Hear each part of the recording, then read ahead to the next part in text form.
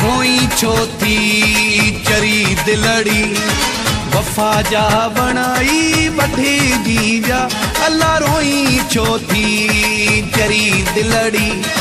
वफा जा बनाई वठे जीजा हुया जेके दिल घुरिया दिल पर उहे मानू अजो मटे जीजा अल्लाह रोई छो थी चरी दिलड़ी वफा जा बनाई वठे जीजा अल्लाह रोई छो थी चरी दिलड़ी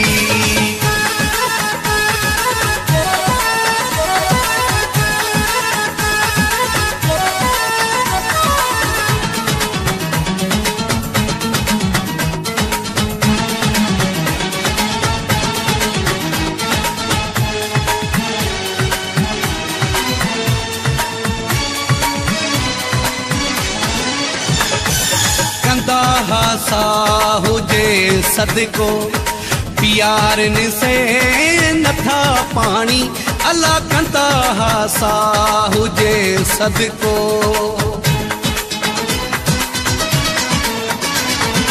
कंदा सा हुजे सदको प्यारन से नथा पानी जिनी सारू हजार रिश्ता उहे नोकाई कटे जीव्या अल्लाह रोई छो थी चरी दिलड़ी वफा जा बनाई वठे जीव्या अल्लाह रोई छो थी चरी दिलड़ी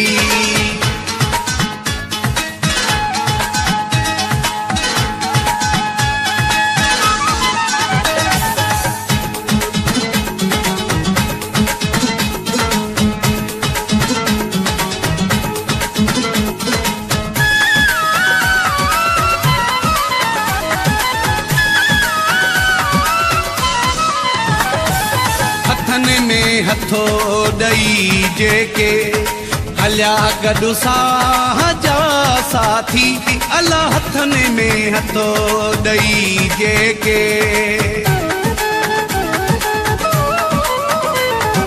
हथन में हथो दई जेके हलिया गडु साजा साथी जिथे अंजाम उल्फत जा उहे पखड़ाई पटे जीव्या अल्लाह रोई छो थी चरी दिलड़ी वफा जा बनाई वठे जीव्या अल्लाह रोई छो थी चरी दिलड़ी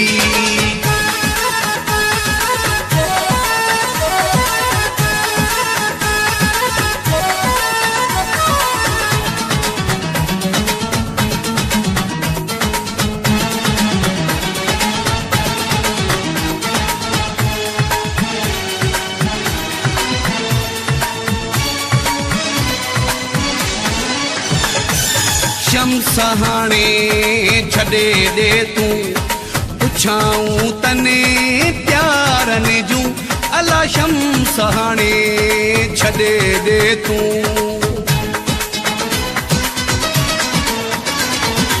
शम्स हाणे छॾे दे तूं पुछाऊं तने प्यारन जूं